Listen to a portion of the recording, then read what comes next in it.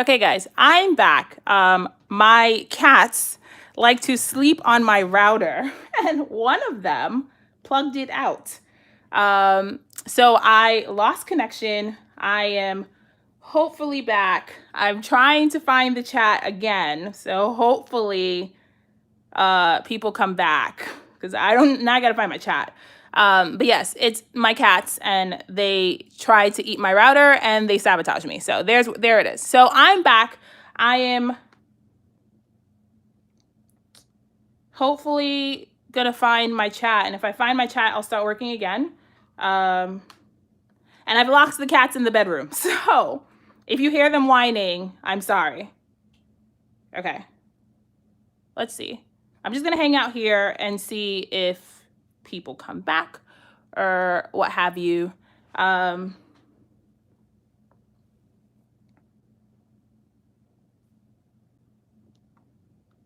If anyone's here, can someone do me a favor? Can someone just message the chat so I can see if you're here? Okay, Steph, let me see if I can find that. Okay, Stephanie, I see you. I'm just trying to figure out how to get back to you guys on my iPad so I can go back to working.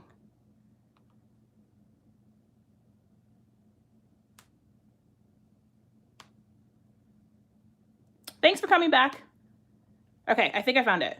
Okay, I'm back. Okay, good. Yeah, so the cats are now locked in the bedroom where they cannot cause any chaos. That's what it is. I had to start a second stream because the cats are monsters. But thank you for coming back. I'm sorry. Okay. Yeah, so if you hear cats crying, it's for their own good, and it's so they don't interrupt my live stream again, and because they can't be trusted. Okay, so I didn't do anything once I figured out you guys were missing. I waited. So now that we're back, now we can finish. So here's what the page looks like. And you see, I say this all the time with mixed media, that you need to do more than you think you need, because a lot of the paint on this side has gotten complete. No, guys, it wasn't you. It was my cats. I'm sorry. They set me up on a regular basis. Okay.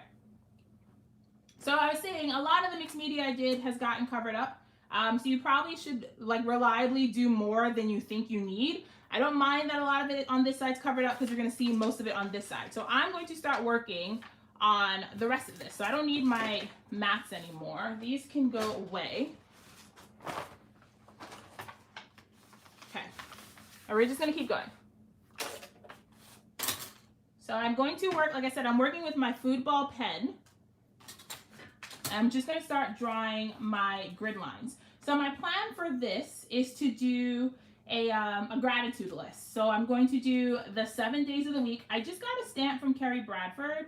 That's the 7 days of the week. And I'm going to I'm going to make a gratitude list. Okay, so it seems like people are finding their way back to me. Sorry about that, you guys. If you watch the replay, I'm going to have to figure out how to put the two videos together since they got split, but all right. So here's what I did for that positivity passport. I just used on T-square and I drew a grid. So that's what I'm doing now. This foosball pen does take an extra second to dry if you decide to use it, but it is the best pen I found for art journaling because most pens will skip if you use it on paint. So you just need to make sure, if you're doing stuff like this, that you let it dry, because mine's already started smudging. But that's okay, because I'm going to cover it up with stamps, and you won't be able to see that at the end anyway. Okay, so I have my grid, and now we're just going to keep working. All right, so it seems like people are finding their way back. Sorry about that, you guys. The girls exist to torture me. I'm convinced they exist to torture me. So I'm going to keep my grids random. I'm not going to have them all be the same size. I'm not going to count boxes. I'm just going to draw lines. The good thing about this insert is it does have the dots. So they're kind of like guiding places. All right, good. So there are 7 days in the week. So I need to make sure I give myself 7 boxes. And I did my gratitude journaling on Post-its, so I know what I'm going to be writing in these boxes. I'm not going to write it on camera. 1, 2, 3, 4, 5. I'm not going to write it on camera just because it would take too long to fill them in. But I did my journaling already because this is my gratitude for last week. And depending on how this looks when we're done, I might go ahead and just do this every week. All right, so here's where we are so far. I think it's starting to look a little familiar to the people who wanted to know how I did that positivity passport. This is how I did it. And now we're gonna pull out some stamps. So I have these day of the week stamps from Carrie Bradford, but these are a little too big. So I'm gonna use the small one. And for the small stamps, so when you're stamping on acrylic ink, like I said, you wanna use something like StazOn or archival ink. And I like to cheat when it comes to stamping pad, and I just use the pad out my Misty because it's like the easiest stamping pad and I already have it. All right, so I have that. I need a bit of scrap paper to test my stamps. Perfect. And I have my archival ink. All right, so we're moving along. All right. So yeah, I'm going with the smaller ones just because the big ones, I like the big one. Actually, no, I'm gonna use the big ones. I'm probably gonna regret this decision, but I'm gonna use the big ones anyway. So I went ahead and I tucked the Misty stamp pad underneath my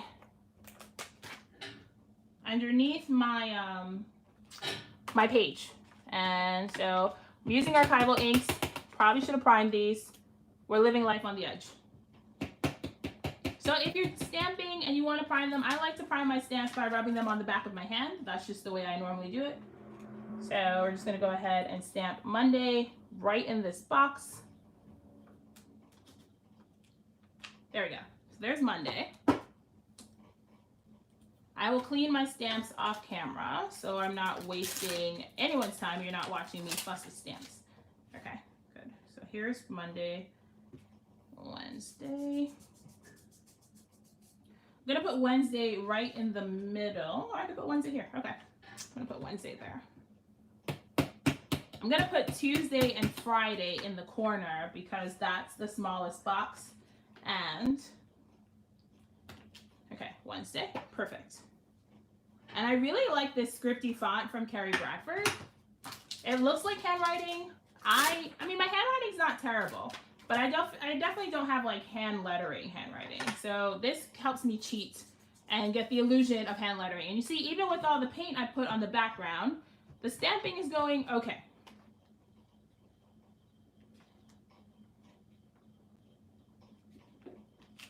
Okay. Oh God, there was ink on the bottom of my acrylic block and now it is on my page. It's okay, because by the time I cover that in writing, you won't be able to see that. All right, so I'm gonna put Tuesday and Friday in the smallest section. And this is exactly how I did the positivity passport. Pretty much exactly how I did it. I just used obviously different stamps. So when you're stamping close to the seam of the book, you just wanna make sure that you put your stamp pad all the way in. Now you can stamp without a stamp pad. I just find that my stamping is more reliable if I use one. And since I have the Misty, I might as well use it. And then from here, it's just a matter of sticking things down and embellishing. That's the plan. All right, I'm gonna make sure I don't have ink all over my stamp pad, my stamping block like I did the first 5 times. Okay, so Friday. All right, I'm just gonna put down Saturday and Sunday, and then we are done. And I'm going to stamp out the word gratitude across the top, because that's gonna be my title. And then we can literally work on starting to stick stuff down. So this isn't something that's hard. It is a little bit time consuming, because you do have to like sketch out your lines, do your stamping. I find projects like this to be super therapeutic, especially if you put on like the TV and you're not really like worried about anything, which I find we could all use a little bit of that right now, just something to distract us. Okay, so there we go. I'm gonna put the Sunday off to this side since I put Saturday off to the other side. Perfect. Okay. So there is my stamping. And before I share pictures of this, I'm going to fill in all the journaling. I'm not going to bother to do that now. That would just take too long. And I'm going to close my ink. All right, so now we're going to like start sticking stuff down and embellishing. So I am not, am I? I am going to do a photo mat. I wasn't going to, but I am going to. So I have the storyline chapters paper. I'm going to put all my photos on the same mat. That's what I'll do to make it more of a universal thing. All right, I like this green. I'm gonna put all my photos on this green.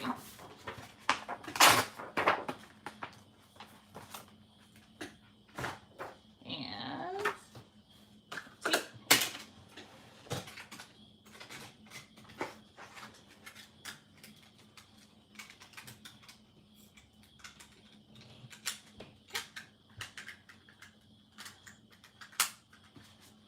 tape. Here's where we are. So I'm just using my Scotch tape runner. My ATG and I are not on the best of terms right now. It just really stresses me out. So I don't reach for it if I have like a smaller tape runner. And I'm doing a really like thin photo mat. We're not doing anything. I don't want to add too much to the page. And also my photos are super big. So if I do a larger photo mat, they're just not gonna fit. It's just not gonna fit. Making sure I leave myself space so I can trim. Okay. All right.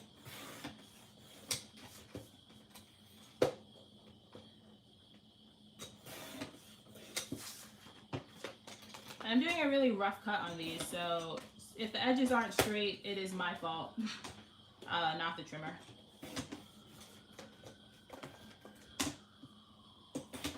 Like I said, I'm keeping the border on these pretty thin, just so we're not adding too much to this. Okay, here we go. Perfect. And we're gonna stick these down. Now, I am going to try my tape runner. I don't know if that's the best idea with all this paint in the background, so we'll see. Normally when I work on something that has paint, I use wet glue. I just don't want to put that much wet glue on this page. So we'll see how it goes. And I'm going to put my bigger photo a little bit lower than my two smaller photos. So I'm going to put those a little bit higher, and we're going to create another offset grid, kind of like what I have on the other side. And so I just have a picture of me and then a picture of the girls. So Minerva is kind of sleeping with her paws up, which is her favorite position to sleep in. And then Tori is just kind of staring at me with the death glare that she always gives me. Okay, great.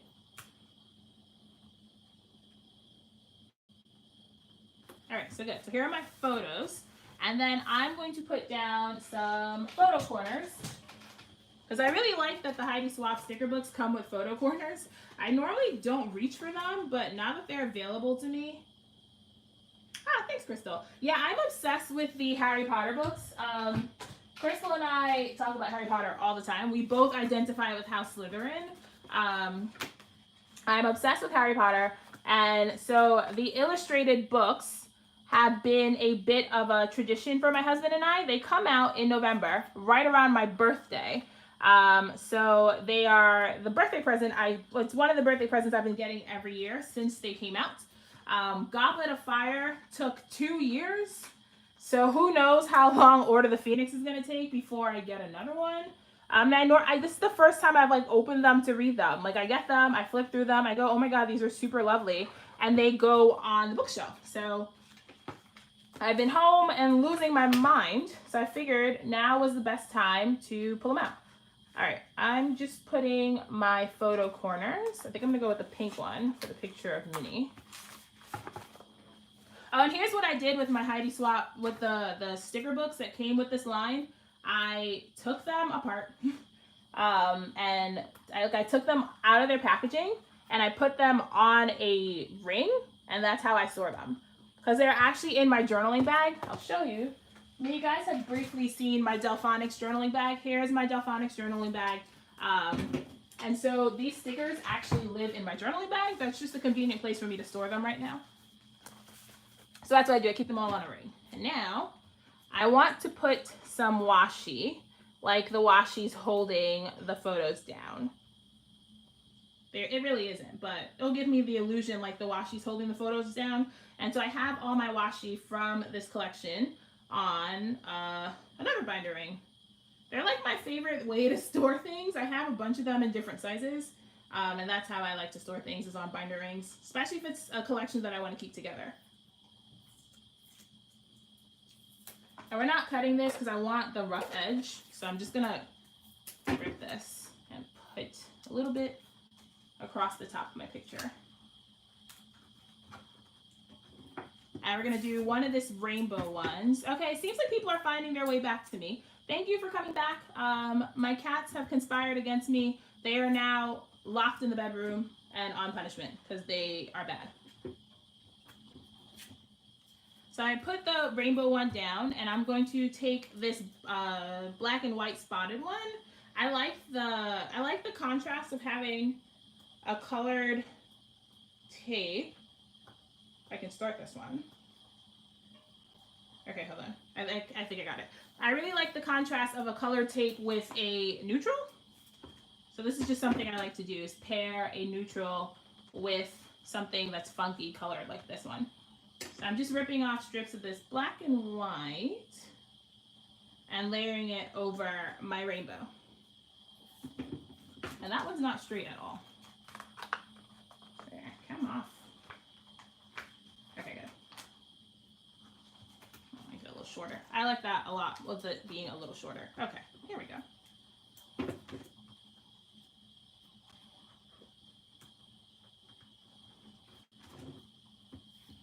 So the storyline chapters inserts, if you're used to working in a TN, then I don't think there'll be that big of an adjustment. I'm normally not someone who works in traveler's notebooks.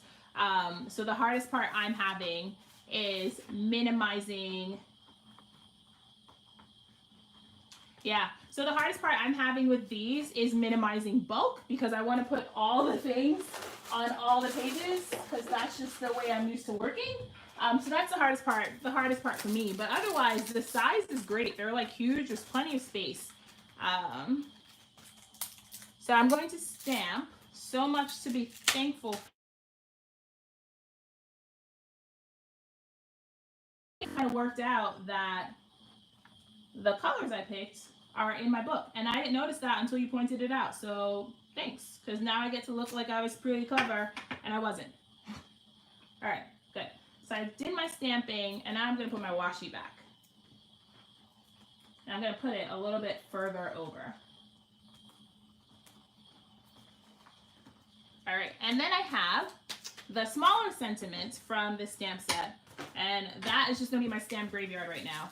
There's things like feeling blessed, and I just want to stamp the smaller sentiments in my grid, and then I'm going to stamp a title, and then we're going to embellish it, and we are almost done with this one. So here is how pretty much is the flesh, the bones, I mean, of that positivity passport I made.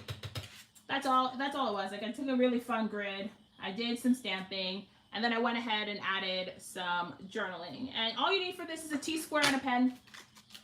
I think, like, I was really inspired by people who bullet journal. Bullet journalers are kind of amazing. The stuff they do with, like, pen and paper, I think they're great. So that's how I pretty much laid mine out. I was like, if I was a bullet journaler, what would I do? And that is what I did. Also, this journal does all the hard work for you because it has the dot grid. If I was doing this without a dot grid and I had to measure stuff, that would not make me very happy. All right, so now I'm just stamping stuff. So I stamped feeling blessed. I stamped the little things in life. This one says, hold on, I'll tell you. Together and grateful. And I'm just adding little sentiments to my grid.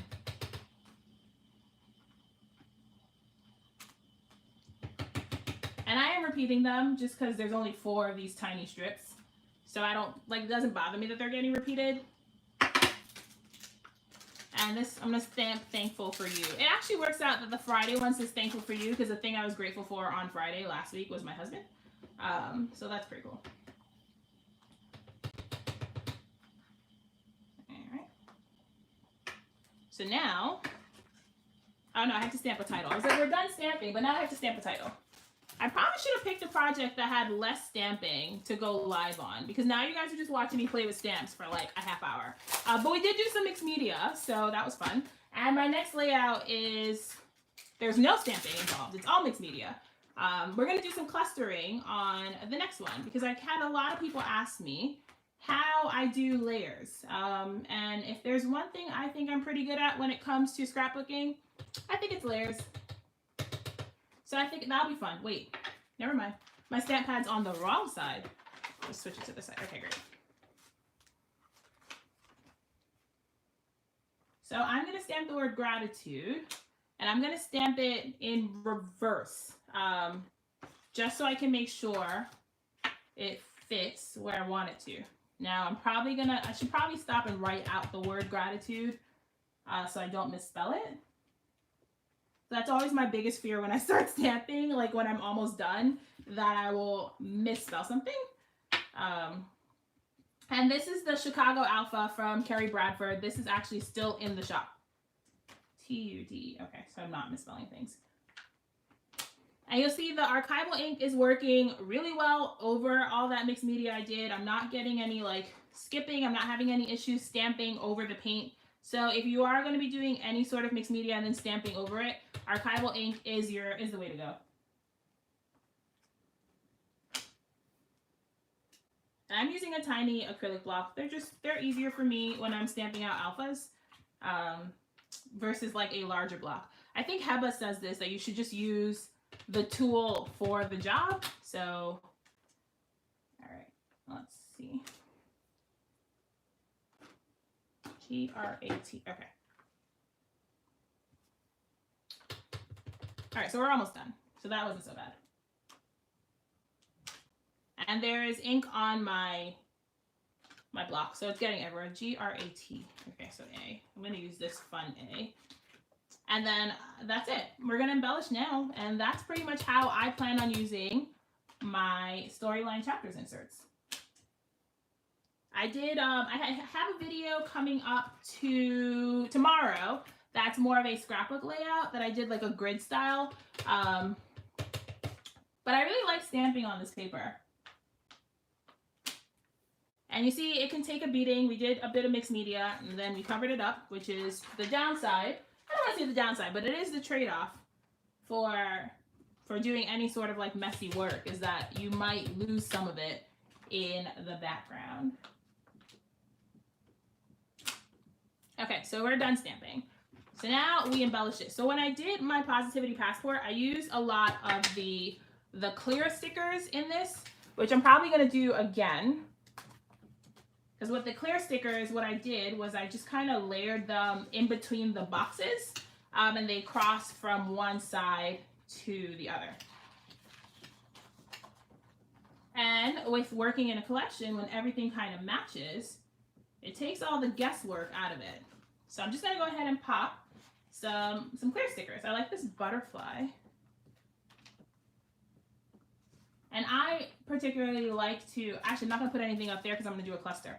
I like overlapping things. So if I was with clear stickers like this, I like to put them in between the boxes so that they're overlapping from one side to the other. That's just my preference. Especially since you can see through them. Like, since they're clear stickers, we might as well take advantage of the fact that they're clear and layer them on top of things. So I'm layering them on top of my stamping, on top of my grid, and there's still plenty of space for me to go back and add words when I'm ready. All right, so now we're going to do some sort of cluster up there. So I'm looking for a tag. I like to start with tags when I'm doing a big cluster like this. I think tags are the easiest place to start. Okay, good. There's a big label, so that'll work. And I have my trusty powder tool up top. Oh, Okay, I'm totally using this sticker that says right now, so it's gonna pull that off. So what I like to do, if you haven't watched me scrapbook before, is here's how I use stickers as die cuts. I just use a powder tool and take the adhesive off of them. Now they're die cuts and they're not stickers, and I can move them around and not have to commit. Oh, Heather, thanks for coming back. I'm so glad you liked it. Yeah, we're just doing some gratitude journaling. I think we could all use a little bit of that right now with all the, oh, I like this heart. With all the madness that's going on, I think we could all use documenting some of the stuff that's good in our lives instead of focusing on the bad. I got a bit of bad news today. I shared this with some of my friends, but my grandfather is actually in ICU after complications from the virus. So I could have started sulking and complaining, and because we can't go see him, so we're kind of like, my family's not in a good place right now because we don't know what's going to happen. But instead, I'm choosing to highlight what's good. And you know, what will be will be. So we're praying, we're staying hopeful, and again, highlighting what's good right now. And that's why I'm choosing to make a gratitude list. This wasn't one of the projects I had in mind, but after I got the news, I was like, all right, so I'm totally making a gratitude list. Thanks, Mary. It's been a rough season for us. It's literally the worst possible thing that could happen, but we're also in New York City, so like, I hate saying this, but it felt kind of inevitable that someone I knew was going to get sick. Just because the incidence rate is super high here, and people are not following instructions and staying home. Like, my husband is a manager at one of the Targets out here, and he said that people are like shopping. Like, they're not even just going outside for, like, it's one thing to go outside for your essentials, right? You go outside for food, you go home. He said people are literally shopping. They're just like living their best life. And I'm just like, no, live your best life at home.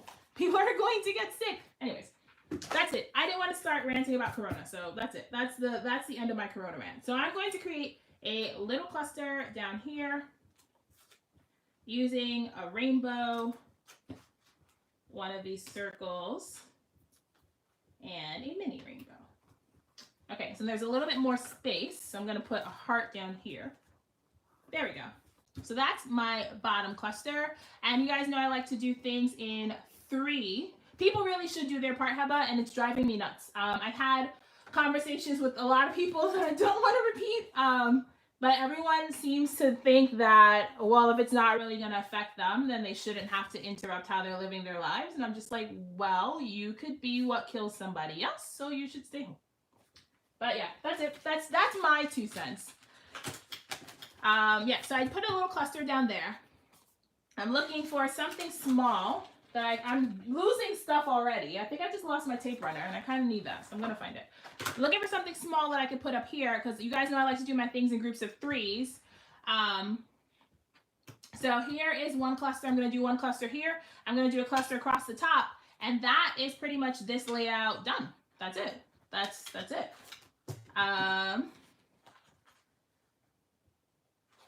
Just looking for something that I want to put. I kind of want to put another flower since I have that flower. All right, I'm just going to start sticking things down because otherwise I will second guess things forever. So I'm just going to start sticking things down.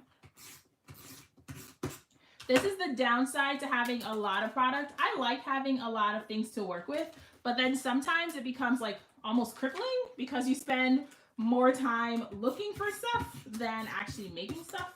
Also, thanks you guys so much for coming back. I'm so sorry about the first stream getting interrupted.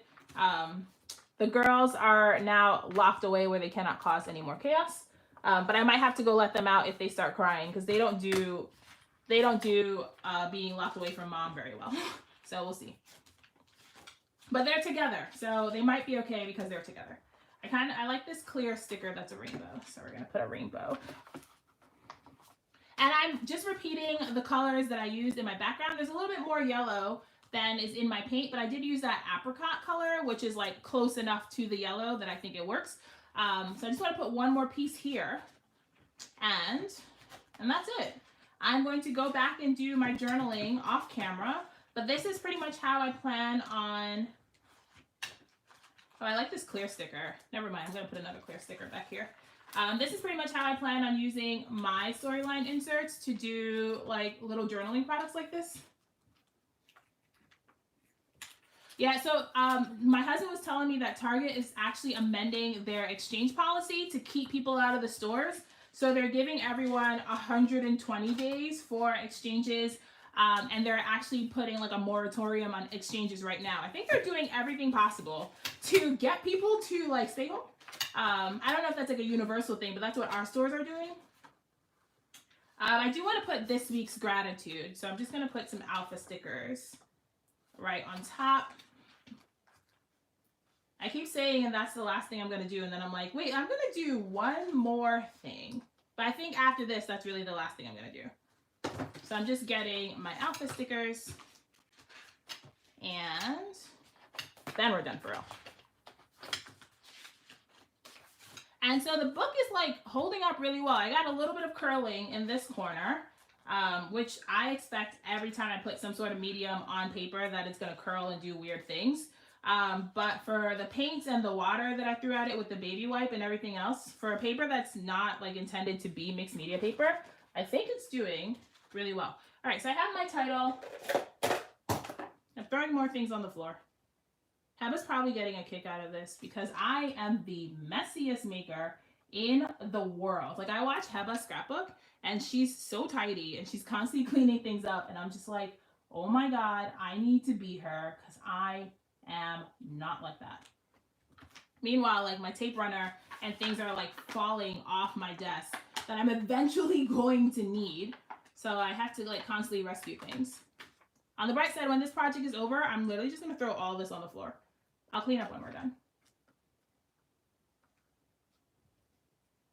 Yeah, so my husband is normally like I said, my husband's my assistant when I'm filming. So like if I'm doing any sort of like modeling paste, I'm just like, hey babe, can you go like wash this for me? Because you can't leave modeling paste on a stencil or it will ruin it. I learned that the hard way by leaving modeling paste on a stencil, and he's at work. So the floor will have to be my assistant. Oh, Sabrina, I didn't realize you were here. Hey girl, how are you? Yeah, so the floor is going to have to be my assistant until I'm finished.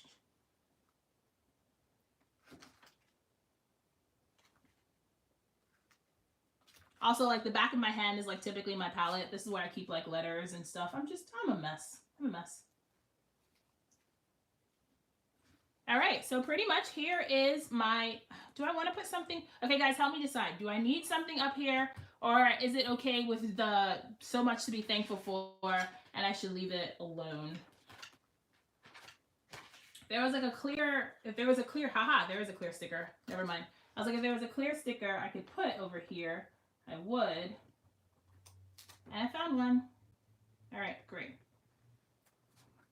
Day 13. I hit day 8 today, and I was like, I don't even know what day it is anymore, and you're on day 13. God bless you. Honestly, God bless all of you who have children.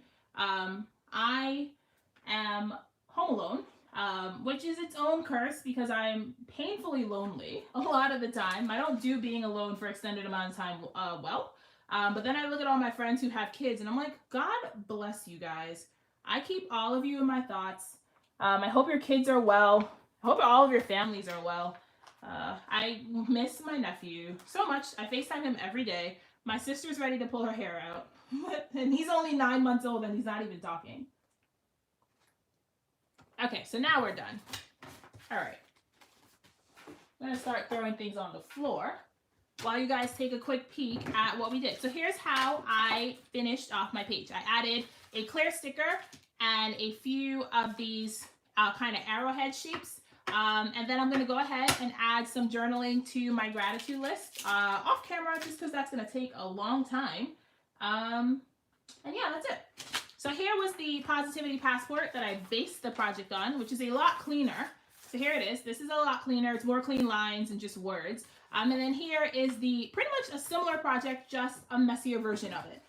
So you can do either one. But if you wanted to see how I created the positivity passport, that is pretty much how I did it. I'm going to throw all my stamps on the floor where I will tidy them up later. And we'll get started on the 12 by 12. All right, 2 seconds, you guys. I'm literally just going to throw all this on the floor. Yeah.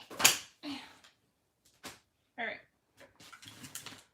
So I pulled out my media mat because I knew we were going to be doing some mixed media. So that's why I have my media mat. So here are my photos. We're going to switch gears. We're going to do some giant scrapbooking. 12 by 12 is where I'm the most comfortable because it is the first medium I worked in. Oh, thanks guys. I'm so glad you liked it.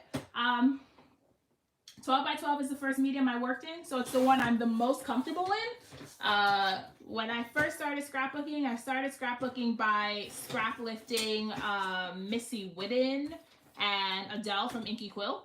And it took me I think it took me like a few years to figure out what my personal style was. So I tell people that all the time. Like, if you're new to memory keeping and you don't know what to do, just start copying other people. Like, there's no shame in my game. If I'm lifting someone else, I always give them full credit, number one. If you're lifting someone else, the right thing to do is give them full credit. But there's no shame in my game. And if I see people do cool things, I'm like, dude, that was pretty cool. I should try that. And that's how I started scrapbooking. So I'm going back to 12 by 12 because I love 12 by 12. 12 by 12 is a security blanket for me. So here are my photos. My husband finally got me to leave our apartment yesterday. And we went for a walk. And it was pretty good. It was actually great. I need to do that more often when I'm home alone. And there was nobody outside. So we live in a really residential neighborhood. So like we did a quick circuit of our block and we didn't see anybody. So it was pretty good. All right. So I have all my stuff from Paige Evans, Bloom Street, right here. And you guys are going to help me pick a paper. So my plan is to do half of a paper. And so I pulled out, how many papers did I pull out? 3 papers. And they're all mostly white with a floral background. And now, I don't know which one I want. So you guys can help me decide while I get the rest of my supplies together.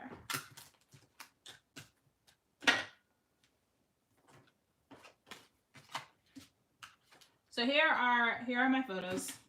So I think any of the papers will work, and that is the downside. When any of the papers work, I don't know which ones to pick, because any of them will work. All right, so Kara's voting for the big blooms, and Sabrina's voting for the butterflies. All right, so do we have a tiebreaker? So no.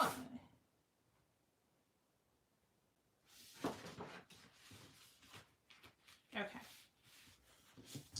Oh wow. All right, so I have 1 for each. Okay. Okay, so now I have 2 for these. All right, I'm gonna pick then. Okay. Because it seems like I have 2 for the big blooms and 2 for the butterflies. All right, and someone else is voting for the big blooms. All right, big blooms it is. All right, so I'm going to do something that's probably going to break a lot of your hearts. Don't judge me.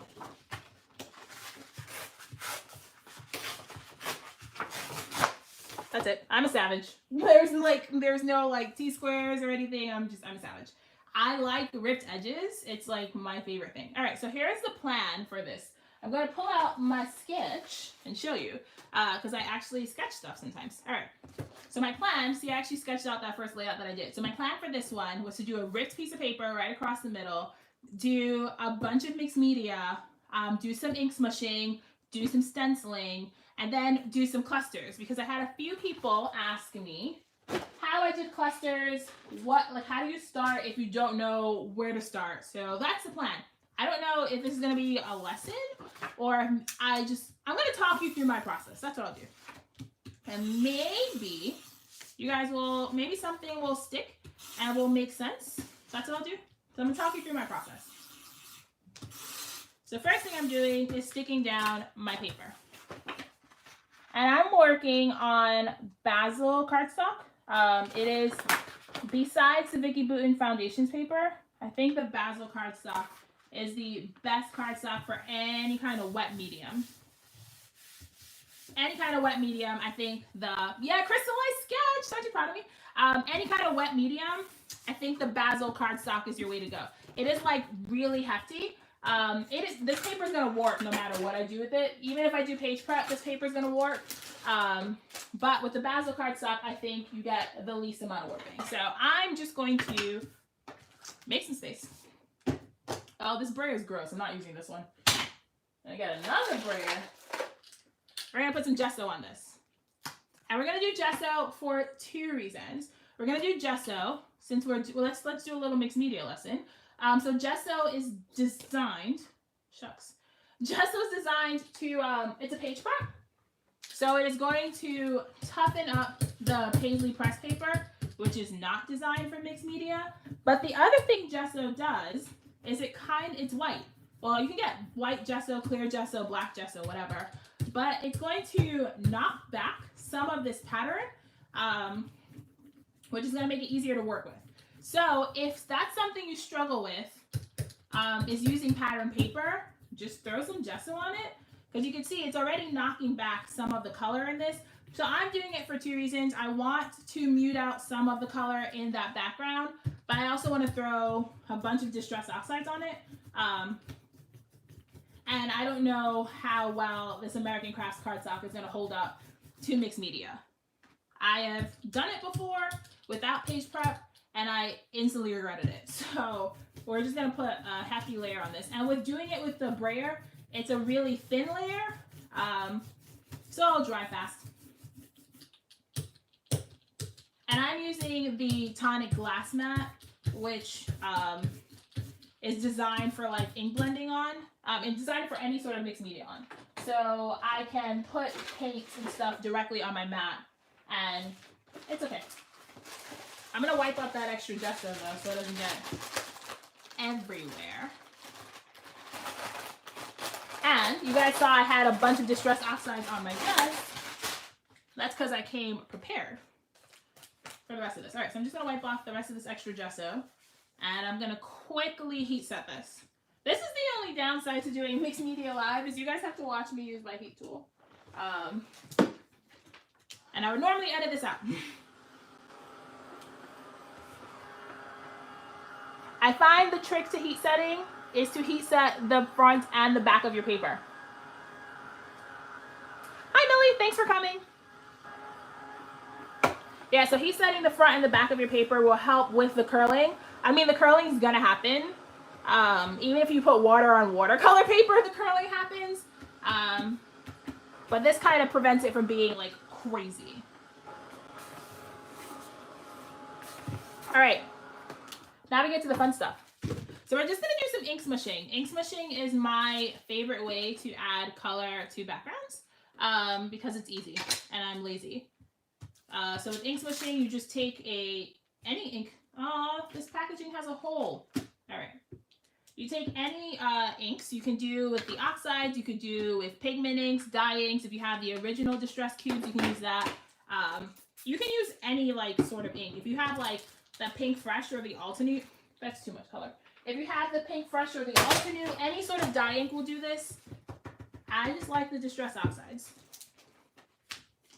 So you put some ink down, you give it a spritz, and we're gonna go right on the background. And with ink smushing, you always want to start off light because you can add color, but you can't take color away. And I learned this lesson the hard way. Like I didn't have enough water on my packaging, and I like dropped it right on my layout, and I had a big splotch of blue. And when I do this, I like to just go in and like sop up the extra, just so that water is not sitting on the layout and pooling underneath.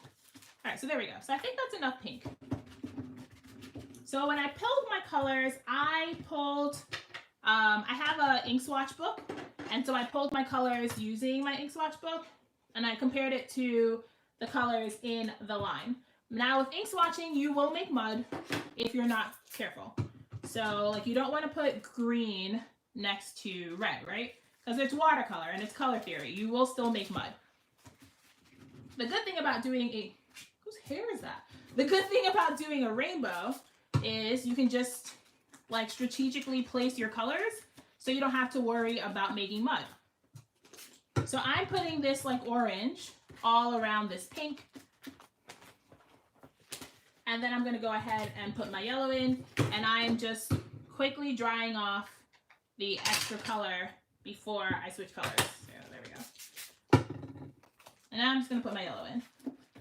So the flowers are like pink, orange, and yellow, which is why I picked those colors And then I have blues and greens because that's the color of the leaves. And I kind of want a little bit more pink. So I have warm lipstick, which is kind of a coral. Oh, let's do a question and answer game. If you have the Distress Oxides, what's your favorite color? Because my favorite color of all the Distress Oxides is Abandoned Coral. I feel like I told someone this before, but Abandoned Coral is my favorite color.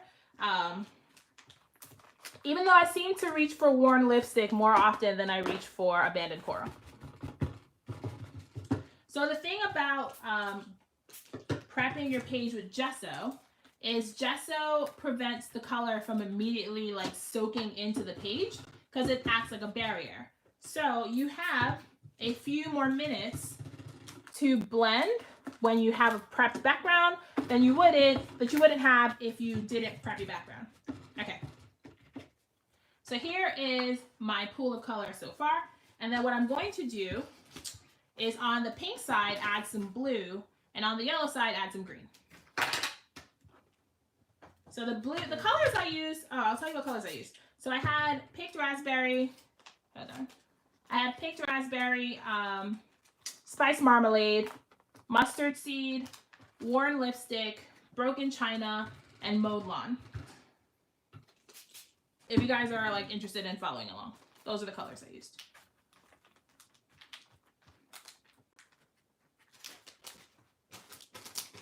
All right, so that's the blue.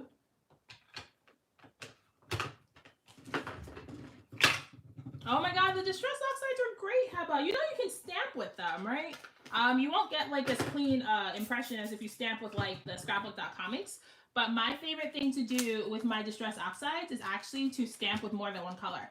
So like if you're stamping like a huge number, you can put the two inks on the number itself, blend it on the number, and then you get to get multicolored stamping, which is, I think, is pretty fun.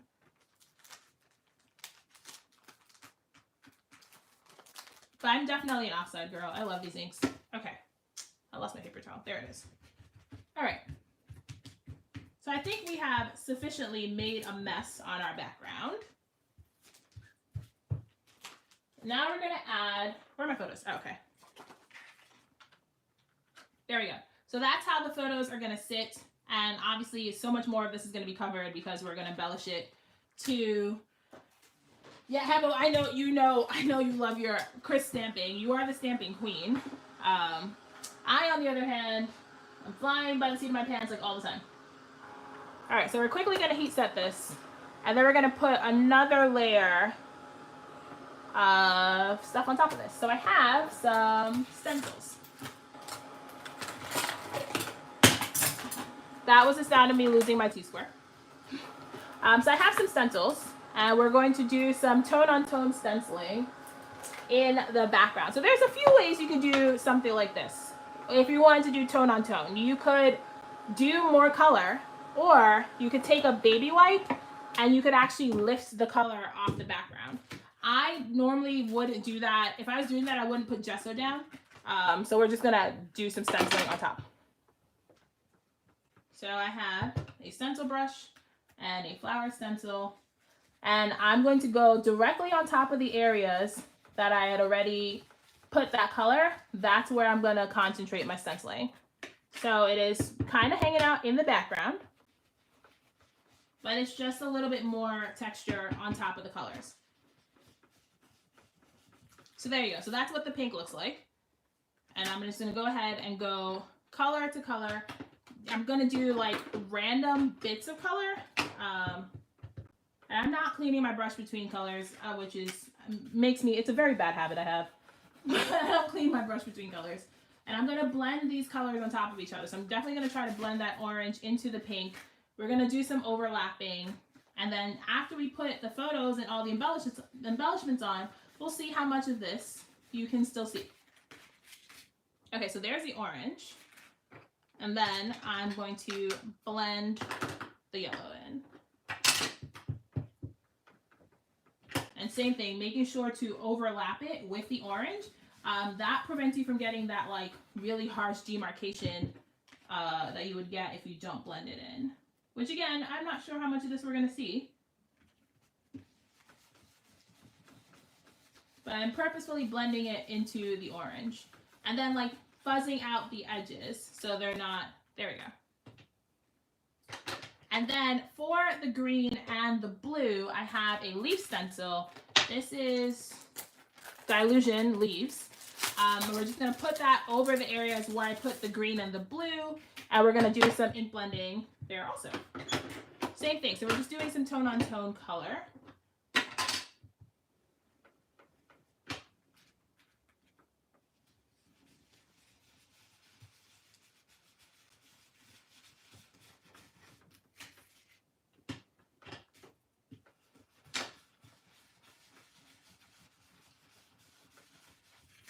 All right, so that's how that looks on that side. I think that looks really pretty. So we're getting the illusion of a rainbow.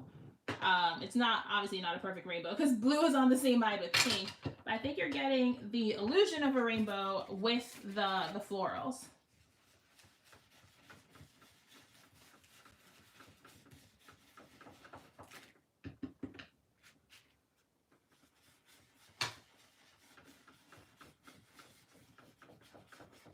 And then I'm making sure to like soften out the edges. All right, there we go. All right, so that is my background. Wait, did I freeze again? Did I freeze? No, I'm back. Okay, I'm not gone again. I was like, oh my God, did it happen again? Okay, no. So that's my background, done. There we go. So now we can work on actually making the layout and the clustering, which is the important part. So that's what the photos are gonna look like on the spread. I went overboard with my mixed media because you almost always lose it. Well, the way I do it, you almost always lose it. So the first thing I'm going to do is map my photos. And I'm going to see if there is a paper that is mostly black and white or that has a lot of white space in it. Just because there's already so much color. Aw, tell your son I said thank you. He has good taste. Yeah, so I'm gonna, oh, I like this one. So I'm gonna use this one because it's mostly white. I don't want to use like something like that on a background this busy. So let's see if I can find another one that has a lot of white space. Oh, maybe I'll use those butterflies since Sabrina liked them. All right, so we're gonna use the butterflies also. The 6x8 paper pads tend to have the same patterns, just on a smaller scale. So I'm gonna put these quickly on my photo mat. So what I'm going to do is I'm going to cut one edge and tear, I'm gonna cut 3 edges and tear the other one. Just so we're repeating that torn edge on the layout. I like torn edges. It's very much my MO, but I know it's not for everyone. I lost my paper trimmer. Oh, there it is. I know it's not for everyone, but I happen to like torn edges. What is going on? So I'm just going to cut one edge, so I have 3 straight edges, and then I'm going to tear the other one, and then I'm going to do the same thing in reverse. All right, so here we go. And there is a, if you like the torn edge look, but you're like afraid of being a savage like I am, you can use like a ruler and tear it that way.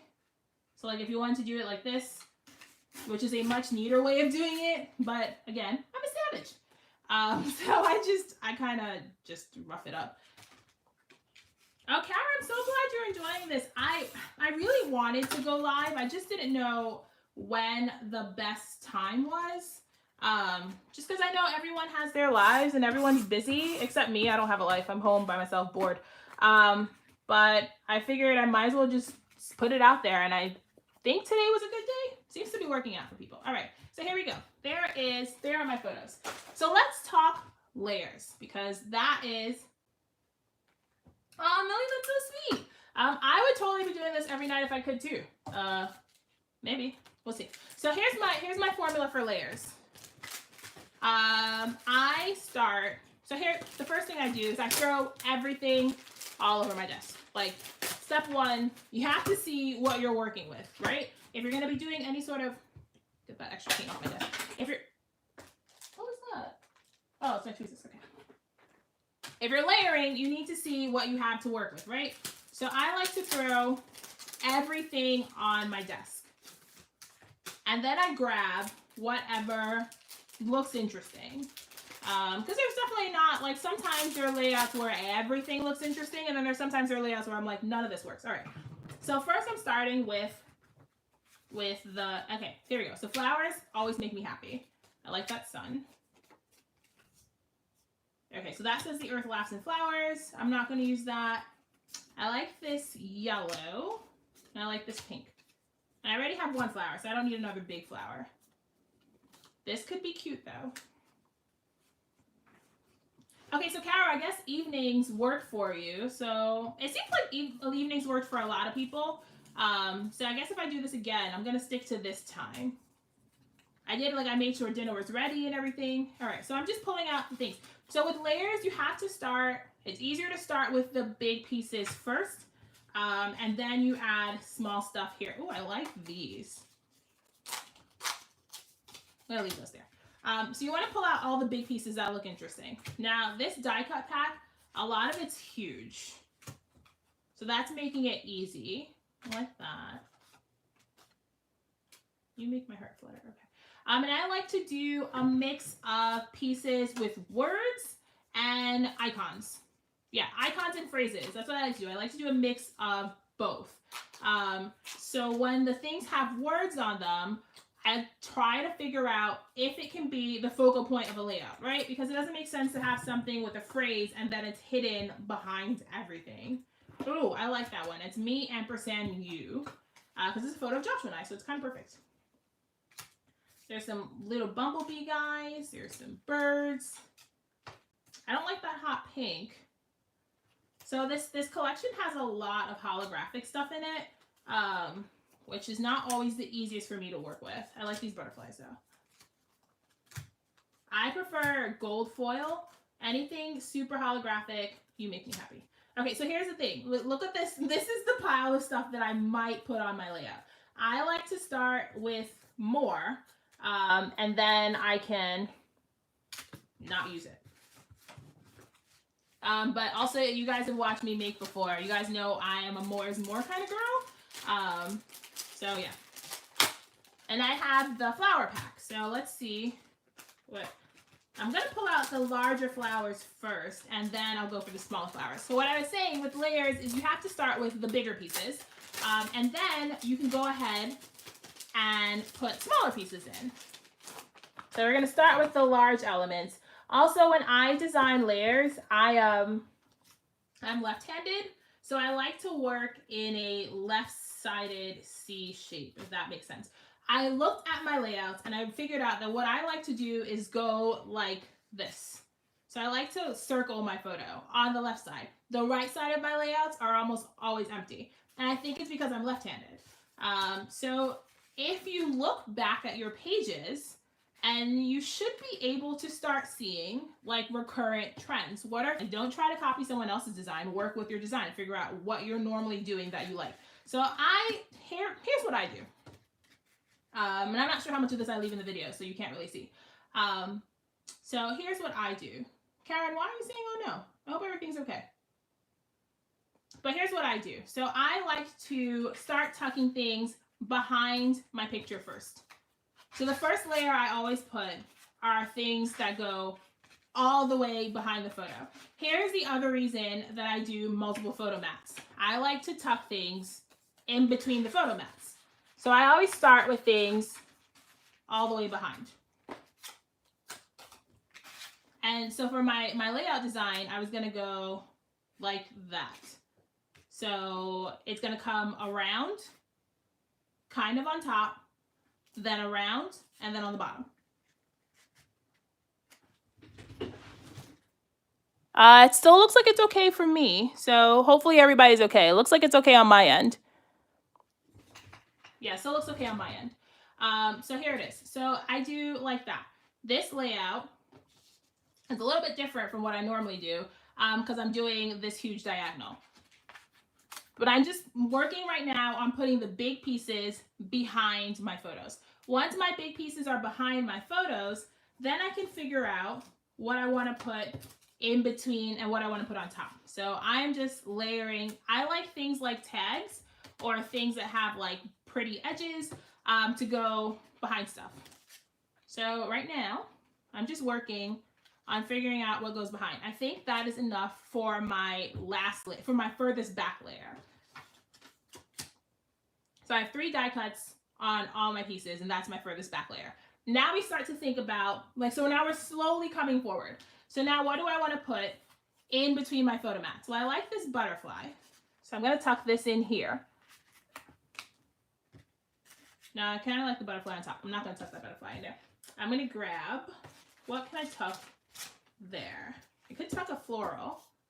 I'm going to grab this floral.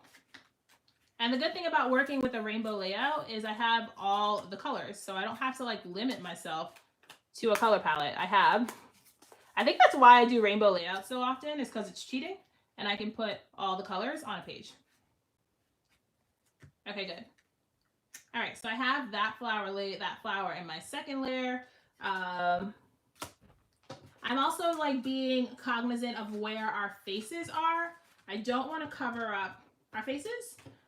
So I can put that butterfly there. I just have to make sure that I'm being aware of where our heads are, so we're not covering up our heads.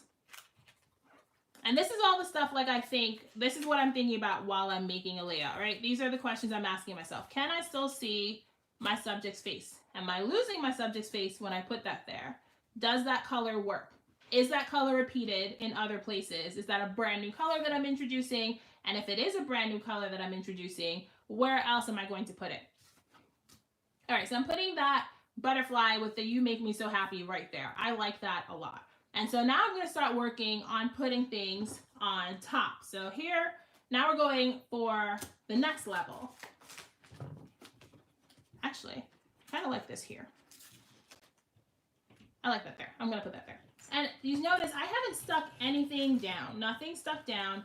I am not committing to anything. I am just trying things on and seeing how they fit. That's too big. But that fresh start works there. So that works there. And I'm just picking things up and trying them on. We're going to see what works. That's too big. All right, so I figured this. The big die cuts are now too big. So now we need to start going to the steps of the size of the step down. So I'm going to open the second pack of flowers and we're going to start layering things. But this is how I do my layers. I just slowly start working my way forward and sticking things down. I want to put another flower here. Okay, that works. And I'm just making, the good thing about flowers is you can make bouquets and they almost always work because you're just bunching flowers together. So there's like no real wrong way to make a flower bouquet. Like as long as you're not introducing colors that aren't anywhere else, and if you are, making sure to repeat it somewhere, there's no wrong way to do this. All right, so I want to put something else over here. I think I'm going to put this one. So I just want something else further back.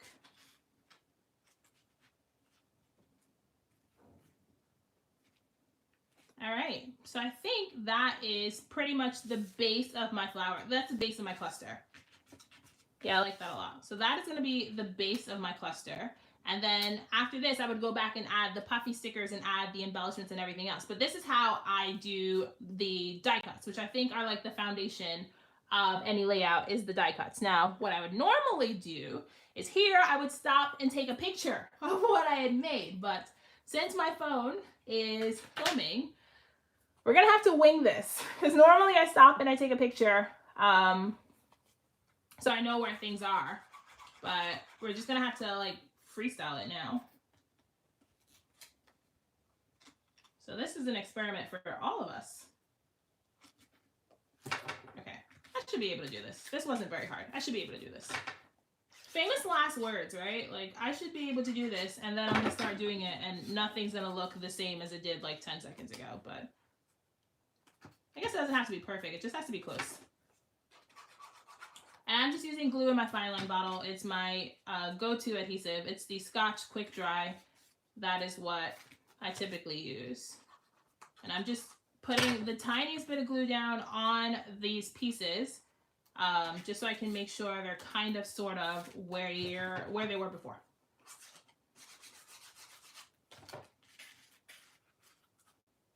Okay. All right, so that's one, and that looks pretty close. Yeah, that looks pretty close. Okay, so let's just do this. Ah, this one up here is harder. Okay, fine. I don't know. We'll see. We'll see. Millie, that's how I live my life. Very little of what I do is the way I intended it to come out. I'm also very, like, I adapt very easily. So I'm very good at changing my mind if things don't work the way I had intended them to. How about that is so good. Also, you are so fast, so that doesn't surprise me. Yeah, so Millie, I'm very good at adapting. So if I start out and I have an idea, like you saw I had a sketch, right? I am okay with totally throwing that sketch in the garbage if it no longer serves me. I've thrown out whole backgrounds. Like I've made literally a whole background, started embellishing it, it no longer served me, and I threw it away. So I think you just have to like be able to go with the flow, especially with a hobby like this, because unless you're doing like, you know, really perfect spot on grid layouts that are like easy to replicate, if you're doing any sort of like mixed media like I am, things almost never go the way I intended them to. And I like go with the flow. All right, so there we go. So I got my clusters. Where was this one? Oh, that was right there. Okay. I think all women are multitaskers. I'm not very good at multitasking though. All right, so what I'm going to do, which I didn't have planned, but I think might be fun, is to put one of my photos up on foam. I think that might be fun. So I'm gonna put the first photo down. And then I'm going to put this second one. I'm throwing more things on the floor. Oh my Lord.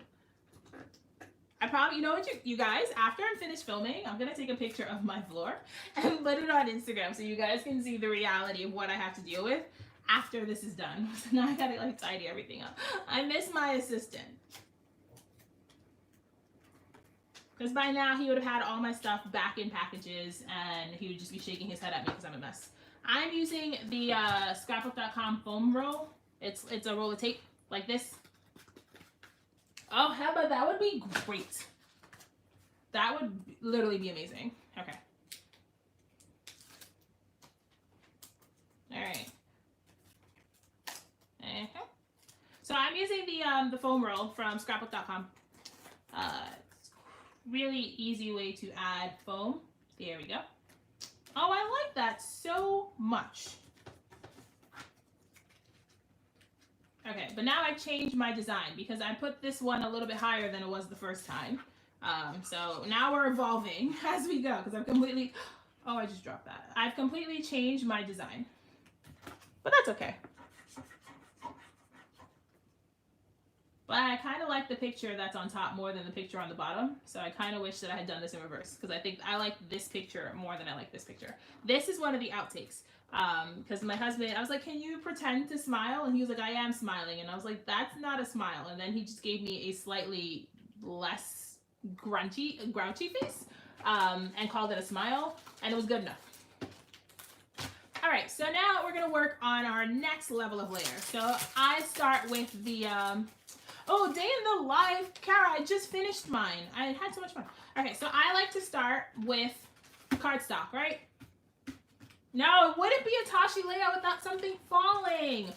Crystal says that that's her favorite part is when I start dropping things and having meltdowns. But yes, I drop things all the time. I can't help myself.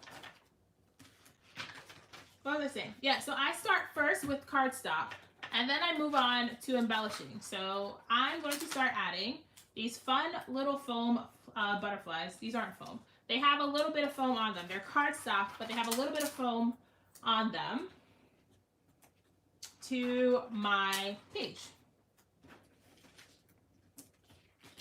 And these are just gonna, because they have a little bit of foam behind them, they have a little bit of height and dimension.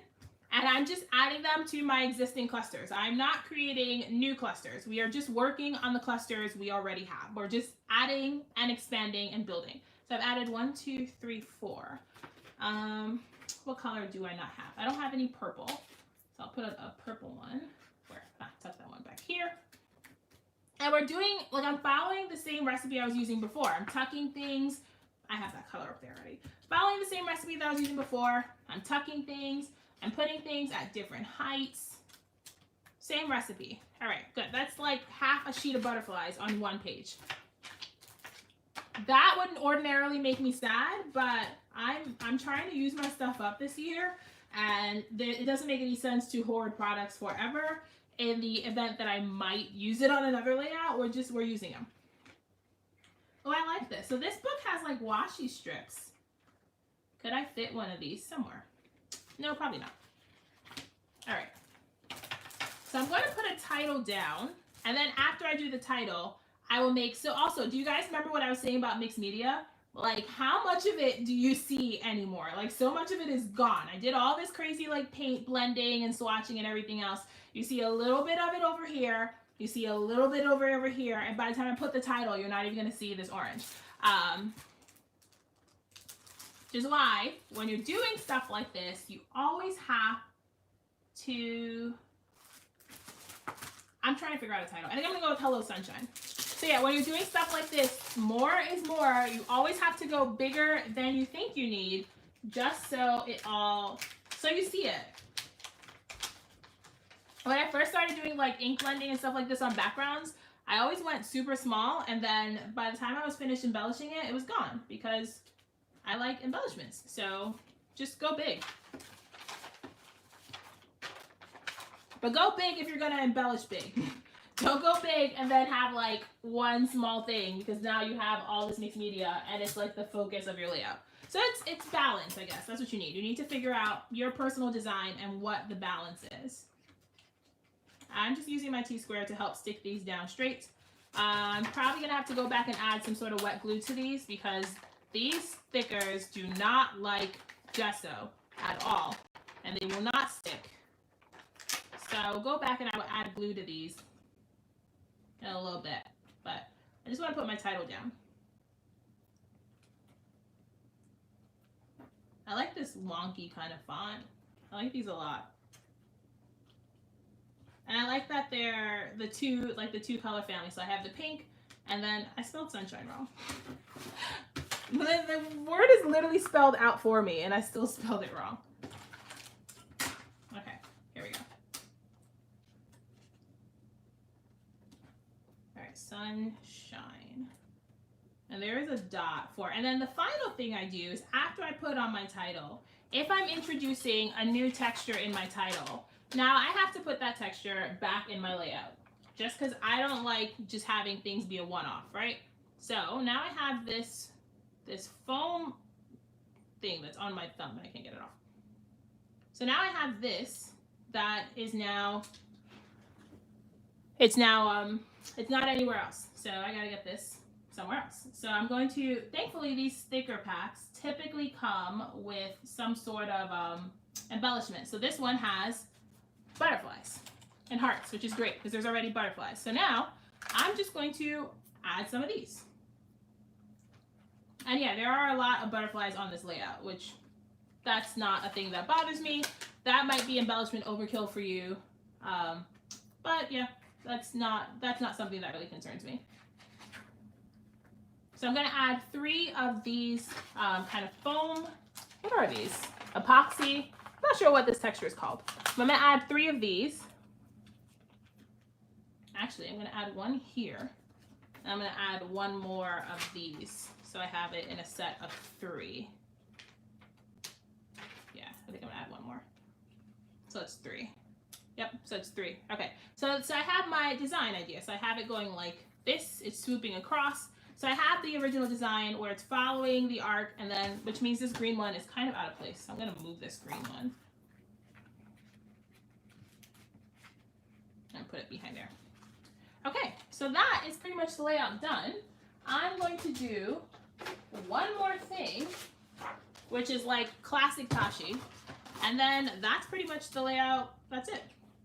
So that is how I do my clusters. I hope that was helpful. So I know that's something that people, like, I feel like it's something that you kind of have to practice. Like, I don't know if anyone just naturally knows how to do this. I think it's something you have to practice, but, oh, that wasn't straight at all. Yeah, I think it's something you have to practice if 12 by 12 clustering. But the way I do my 12 by 12 clusters is the way I do all of my clusters. Even if I'm working in a TN and I'm using only small embellishments, it's the same thing. I start with larger embellishments, and then I work my way up. I'm looking for this. Okay. So I'm just going to add a little bit of pattern paper to the bottom. Here is like my Tashi thing. This is my accent. This is what I do on almost all of my layouts. I like to repeat color on the bottom. So I tend to just take a chunk out of my paper, and then stick whatever pattern paper I've already used on the layout on my page. So it's super easy when I've done something like this where I have half the page be covered in paper. But if I just picked any of the paper that I matted my photos, as long as it's a paper that's already on the page and I'm not introducing any new patterns down here. So I just cut a chunk of it out. I use my paper distresser just to mess up that edge. And see, that is how it looks. So you just have this like super fun little pop of color that matches the pop of color up top, and I think it helps balance the layout. Like, I think that adds balance. So there you go, guys.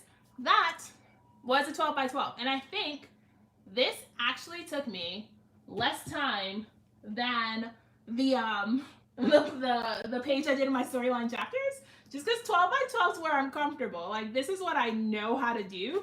So I don't like second guess myself. I don't overthink it. I kind of, there's no stamping on this. Like, I just kind of go for it. So here you go. Here's the page. So I got 2 things done, which feels pretty good. Okay, so what do you think, you guys? Should I try to do one more? I have a traveler's notebook project planned, and it will probably take me 20 minutes. So if you guys are willing to stick around, while I clean up, I'll wait. If you guys want to hang out and do one more layout, I could do a traveler's notebook layout. Yeah, so you guys let me know while I clean up.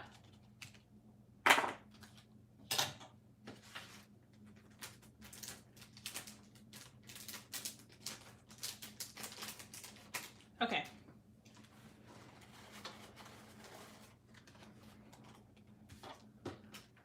All right, so I'm going to do a TN. This is going to be a very Heba inspired TN. You guys are talking about how like me, Crystal, and Heba are your top 3, which 1, I am dead, thank you. But 2, Heba is where I go for inspiration all the time. So when I first started scrapbooking, the YouTube channels that I watched were Missy Whitted and Inky Quill. And then when I discovered Traveler's Notebook, so when I first started scrapbooking, I only knew, Crystal, that sucks. When I first started scrapbooking, I only knew 12 by 12, right? Because that's who I was following. I was following 12 by 12 makers. I don't know how, I know how I found Heba. I found Heba because I was starting to think about Project Life. And I was just like, how am I going to do this Project Life thing? I have no idea how to do this. I don't follow anyone who does Project Life. And I just went on YouTube, searched Project Life, and Heba came up. And that's pretty much when I started following her. I haven't like left. I love her YouTube channel. Her layouts are super clean and super graphic, and I can only hope to one day be as good. So anyways, I printed a bunch of photos, just in case. And I have my TN. Just in case. I didn't know how fast that 12 by 12 was gonna work, which actually it worked out pretty fast. Now Heba, you're great. And I know a lot of people who feel that way. So I'm trying to find the stamp set. Where is the stamp? I got a new stamp from Studio Calico, and that's why, here it is. I was like, that's why I'm gonna do another layout, because I have a stamp set, and then I couldn't find a stamp. So here it is. This is the, I think it's called Happiness. I'm not sure why the Studio Calico stamps don't have the title on it. It just says designed by Paisley Press, but I think it's called Happiness. And it's like always out of stock. And like the day they restocked it, I immediately like swooped in and bought it because it was like always out of stock. And so what I have is 4 pictures of things that are making me happy right now. And like 90% of it is craft related. So clearly that's where my priorities are. So I have a picture of, I was FaceTiming my girl Jessica. We were having like a one-on-one scrap date. So I have, oh my God, I'm gonna sneeze. I was really hoping I wouldn't sneeze. I'm so sorry. Okay, wait, sorry. I was like, maybe I'm not gonna sneeze, and then I sneeze anyway. Okay. So I have, I have a photo of my desk while I was working on something. I have a photo of, Heba's live stream. I gotta cut these smaller, these are too big. So I have a photo of Heba's live stream. I have a photo of me hanging out and working on my planner. And yeah, so those are the 4 photos I have. And I printed these, I gotta cut these down. I printed these, they're 3 inches wide, and I'm cutting them down to 1 3/4, just because they would be too big otherwise. Thanks, Emma. Yeah, so I was really hoping I wouldn't sneeze. I was hoping I could get through my whole live without sneezing, and that didn't happen. All right, so here are my 4 photos. And I printed them black and white just because that would be easier than worrying about matching paper. And I have some paper from Ellie Studio, which I will find. Aha, I found it. So this is their Flourish line. And I don't know if you guys know, but Ellie Studio started making paper that's 6 by 8.5, which is like perfect makers. I do have the maker stamp. I have so many.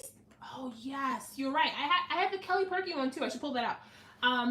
Ellie Studio started making papers that are TN size, so they're 8.5. So a lot of people who do TN papers, do 6 by 8.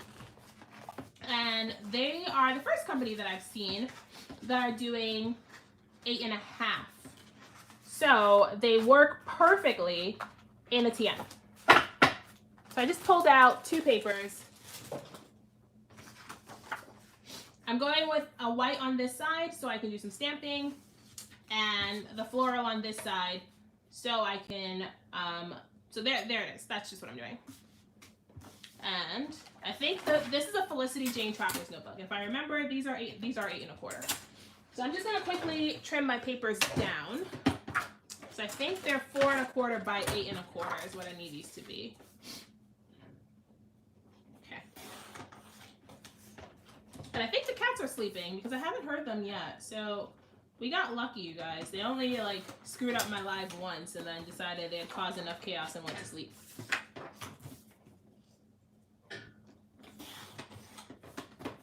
All right, so I'm quickly trimming these down, and then we're going to do some stamping.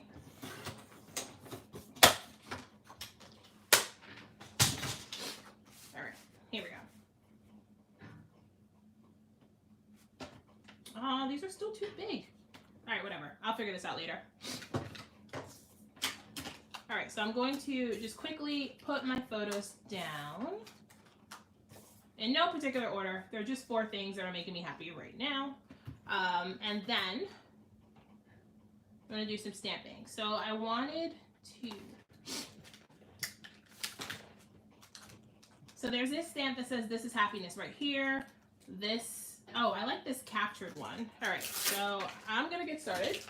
I need something to stamp on. Just going to grab some scrap cardstock, and then we're going to get started. So I'm going to stamp with my scrapbook.com ink because I bought the ink because Heba and Crystal told me to, and they were right. It is amazing ink. So if you're looking for a black ink, the scrapbook.com inks are great. I actually just got a few of the colored ones. So as soon as I get those swatched, I'll start using those. They're great inks. And I'm using my Stamper Secret Weapon. Never leave home without it. This is white. That's not right. Where's the black one? Oh, it's on my desk already. I was prepared.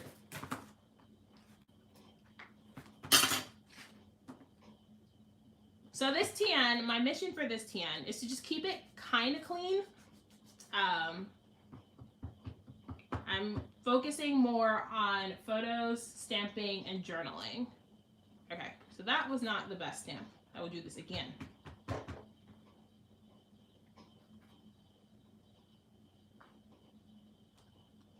Okay, stamping live is making me nervous.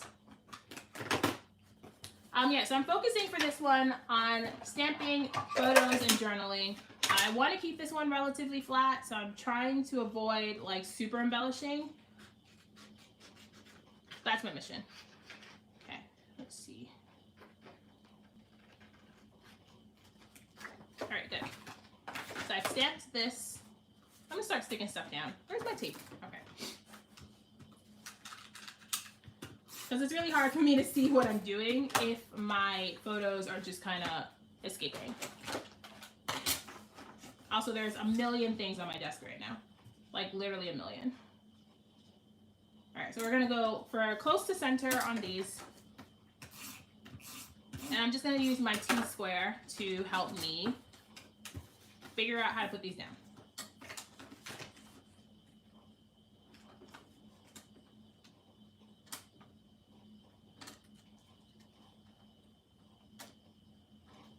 Although I don't know why I bother, because I use my T-square all the time, and then my stuff still isn't like close to straight.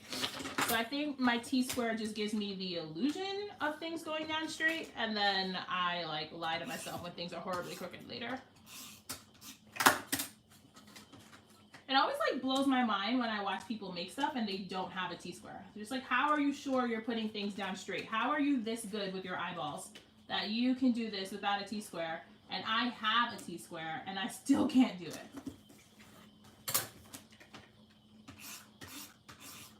Okay, here we go. So all my photos are now down, and I can start thinking about the rest of my page.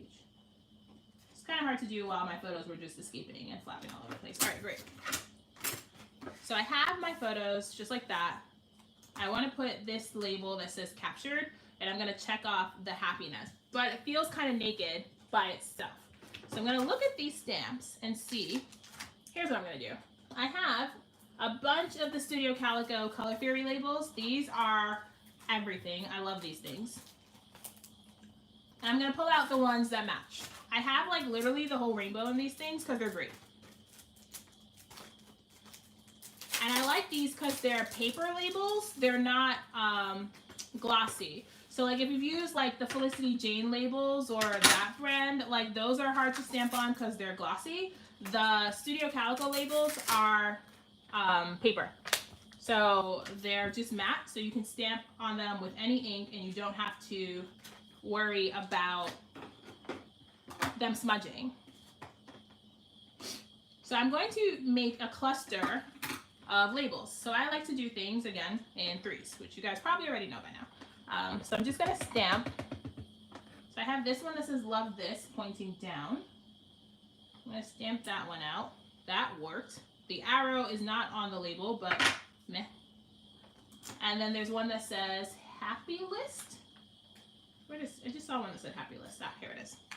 And I really like these stamps because they're in Liz Tamanaha. She is the owner, the designer for Paisley Press. So a lot of the stamps, so my favorite like stamp designers, I get asked this a lot. My favorite stamp designers are, so here's, well, that's the thing. So there's stamp companies and there's stamp designers. Because my favorite stamp company, I think, is tied between Carrie Bradford and Feature Craft. But my favorite stamp designers are Geraldine from In a Creative Bubble and Liz Tamanaha from Paisley Press. But Geraldine releases her stamps through Feature Craft and Studio Calico, and Liz Tamanaha releases her stamps through Studio Calico. So it's like, it's hard to say like what my favorites are. But anything Liz Tamanaha makes, I'm 100% all about it. I love her stamps. I love her design. Which is the reason I have the Studio Calico stamp subscription. Because I just like them. I like their stuff. But I think a good stamp, well, I know someone was asking Heba this in her live, and I get asked this too, like what's a good stamp to start with? And then I think it's what you're going to use, right? So if you're not going to use a stamp set that's super thematic, then that's not the stamp set for you.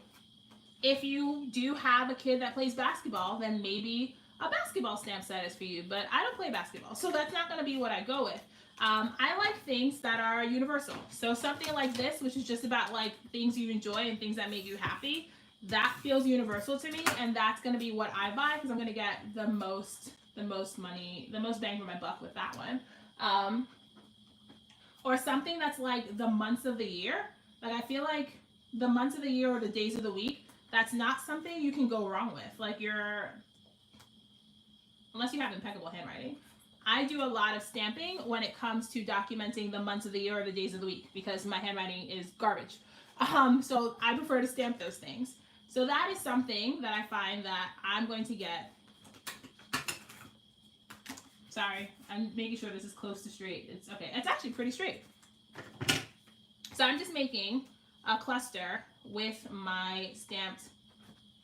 And then I have these are the gather dots. You can actually purchase these separately on Studio Calico, so I bought a bunch of them. They're like enamel dots, but they're flat cardstock discs. So they behave like they give you the illusion of enamel dots, but they're flat, which is kind of just what I needed in a book like this. I need stuff that's flat. So I'm just putting 3 on the top and 3 on the bottom. And yes, it is kind of going through my photo, but these aren't photos of people. These are just a happiness list. And I know what's on my happiness list, so I don't need, like, I don't mind that they're kind of covering the photo. Also, they're little flat dots, so they're not that causing that much trouble. And then captured happiness, and I'm going to date it. What is today's date? 3/25/20. Okay, good. So that is pretty much the left side done. Right, this is the right side. That's the right side done. Super simple, super easy. For this side, I think I want to do one of these. Oh, I have to sneeze again. Sorry, guys. Sorry. So I have these Here's the Story pads, and these are from an old Ali Edwards story kit. And I like to use them just because they're not like a journaling card, so I don't have to worry about the color of them matching other things. They're really easy to match. So I think I'm going to stamp Happiness Lives Here on the bottom of this. Oh, I know what I'm going to do. I'm going to do something, I think that's cool. I'm going to stamp Happiness Lives Here in the center of my stamp and then do my journaling around it, which I think is pretty cool. And I think I have an ink that's that color. I do have an ink that's that color. All right, so this is an ink from the Stamp Market. Yeah, the Stamp Market. It's called Coral Reef. I don't know where my scrap paper went. Where's my scrap paper? Ah, here it is. Okay. Yep, that's pretty much the exact color. So I'm going to stamp it right in the middle of this, and then I'm going to do my journaling around it. So you guys would just have to kind of sit tight for 2 minutes for me to do my journaling. But I'm just going to write about like, actually I can do my journaling after. Yeah, I'm going to do my journaling after.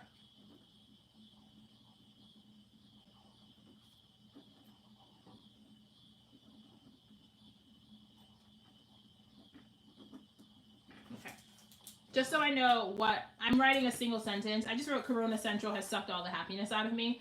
just so I know where I want to start my story. And then that is enough of a prompt that I will remember what I'm writing and I can go back and finish it later. And from here, I think I'm going to stamp. I like this happiness in motion.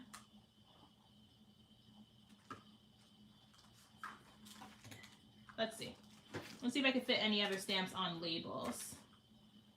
Ooh, I like this if you're happy and you know it. Okay, so I'm going to stamp if you're happy and you know it on a label. If I can find any of my acrylic blocks. I have lost all my acrylic blocks. Oh, there's one. Okay. So I'm going to stamp if you're happy and you know it on a label.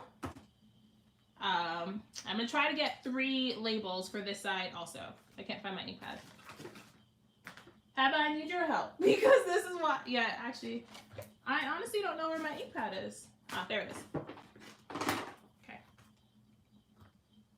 This is why you should clean up as you're working, you guys, just because so things like this don't happen and you lose your ink pad in the middle of working. Okay. So I stamped if you're happy and you know it. So that's going to be one of my sentiments. Let's see if I have another one that'll fit on a label.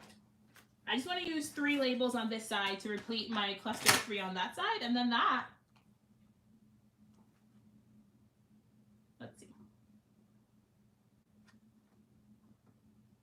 I could do the happiness in motion. It doesn't like fit totally. It'll hang off a little bit, but you'll get the sentiment. And I'm not using my Stamper Secret Weapon, so if I make any mistakes, that is what I get for not using the tool that has changed my whole life. All right, so I got that one. And now I'm just going to do one on this pink label. And I have all my labels. And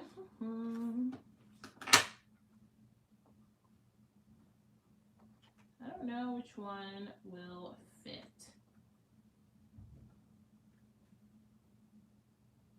Oh, I could just do Smile and Melts My Heart. That's what I'm going to do. So I'm going to be the boss of my own stamps. And just do, hi Kim, thanks for joining us. Yeah, I'm just going to do Smile Melts My Heart. I'm going to be the boss of my stamps and only ink up the last half of it. Perfect. Okay, that works. How about don't laugh, it is terrible. Like I literally lost my ink while I was working on something. This happens all the time. And through the magic of editing, you guys don't have to watch me like flounder from losing my supplies. Okay, so I'm going to quickly just put this down nice and centered. And then I'm going to put my 3 labels down. So I'm going to put this pink one up here. Yep, put this pink one up here. I'm going to put this. Oh, that's not straight. I think it's close enough to straight though. I think it's close enough. It's close enough. All right, so I'm going to put this pink one up here. I'm going to put this red one down here. And then I'm going to put this green one all the way at the top.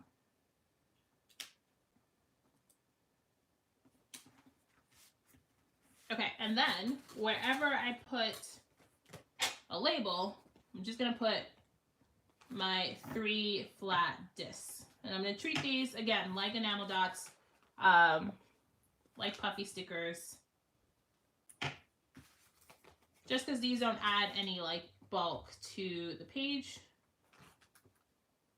Okay, so that's that. I'm going to do 3 going over here.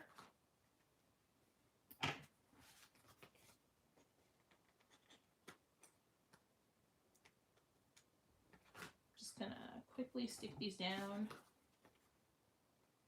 I can't believe I lost my ink pad. Like, that seems like something that, like that, I don't understand how that even happened.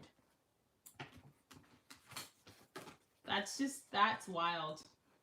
I lost my T-square for like a full day once, and it was like the longest day of my life.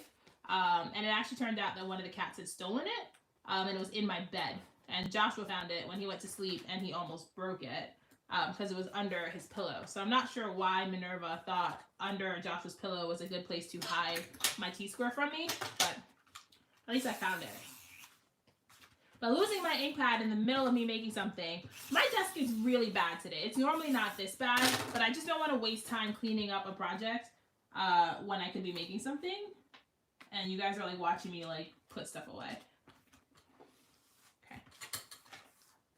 So this is a little long, so I do have to go back in and trim it. I don't think I sized this, like I cut this perfectly. It's a little like too long, but that's an easy fix. So I'm gonna go ahead. I want this to be all the way at the top. I don't want to have to trim this side. So I'm gonna put it down a little bit and then trim it there. All right, you guys. Oh, Angie, my desk is, ooh, this is real. This really is like frightening. I need to be better. I'm a mess. Once I start things, like I said this, I feel like I've said this on other videos. Once I start things, I don't want to like switch gears. So I like to like print everything in the beginning and do all the like background stuff. Because once I start making, I don't want to stop to clean. Like that's boring. Once I'm done here, I will put some music on. And then it will take me like 45 minutes to make some sense of this. Okay, you guys. I'm so glad you talked me into making another project because I think that's really pretty. So here is, I'm just going to put a little bit of glue back here because I didn't put enough the first time. Yeah, I'm really glad you guys talked me into making something else because this was really quick and easy. I think this was like obviously the shortest thing I made. But I think it's really clean. I like the lines. I like how like pretty and classic it is. I like that I got to use my favorite colors. Coral and green are my favorite colors to scrapbook with. Yeah. So I will show you, for those of you that like joined us a little bit later, I'll show you the things I made. Does it take me as long to clean up? No. Not necessarily. Because everything has a place, I find that tidying up is really fast. If everything didn't have a place and I was trying to figure out where to put things, it would take me a while. But like all my paints have a home. It's gonna take me 2 seconds to put that back. My labels, everything has a home. So all I have to do, the longest part is gonna be cleaning my stamps. That takes me forever because I do clean my stamps really well after I'm done. So the hardest part is gonna be cleaning my stamps. But for the most part, it's gonna take me like 20 minutes to put away all the stuff that I used to make 3 layouts. So I'll show you guys what I made if you came in and you joined us on the later side. So the first thing I made was, I gotta go get it. Sorry, it's gonna take me a few seconds. Okay. So the first thing I made was this spread in my Storyline Chapters book. It's for documenting gratitude. So I'm gonna go, after we're done, I'm gonna make some tea, and like hang out and fill in my gratitude for last week. So like I said, I had everything written down in a journal on Post-its. So it's just a matter of transposing everything that I had written down on my Post-its. But I did some mixed media using some paints and a baby wipe and some bubble wrap. I have a stamp chamois, Susan, and that's what I'm going to be doing. So I have a chamois. Here it is. It lives in a little 4x6 container like this. So when I'm done, I tend to just put some, like I'll wet it so I can, like I'll spray it like this, like I'll spray it with water. And that's how I clean my stamps. So that's why it takes me a little bit. That's going to take me the longest. So anyways, that was the first thing I made. So I'm going to go back in and fill in the words. It's a gratitude list. I'm going to use this for documenting. Kim, I liked it fine. So you see it has a little bit of curling here. But I think once I close it, like once I close the book and put like a binder clip on it, I don't think I'm going to have any issue. So I think it held up just fine. I didn't have any issue with that. So that was the first thing I did. And I did some stamping with Carrie Bradford Studio Stamps. And I have some photos of me and the girls. And I'm documenting gratitude.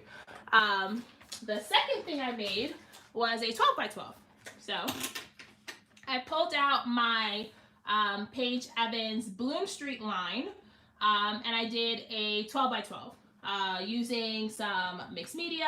I did some distress oxides with the packaging technique, and then I went ahead and did some tone-on-tone ink blending. I did a few clusters.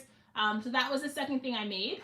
And then the last thing I made was this Traveler's Notebook spread, which honestly I think might be my favorite thing that I made since I've been hanging out with you guys. I need to do more projects like this. This is not what I go for. Like this is not where my brain goes. But I really like this, so I need to do more projects like this. So thanks for inspiring me. How about you're the best? So that's it, you guys. I hope you enjoyed spending the last 2 hours with me. Those of you who started with me and ended with me, thank you. so much. Those of you who followed your way in later, I will obviously put the replay up if you want to catch the processes for some of the things I made. But I hope this added a little bit of light to your day, because times are so dark and uncertain right now, and I think we could use a little bit of joy in our lives. So thanks so much for hanging out with me, you guys. I hope you and your family are well and you stay well. And I will see you on the gram. I will promise to take a picture of my floor, by the way, so you can see this madness. But I will see you on the gram, you guys. Have a great night and keep it crafty.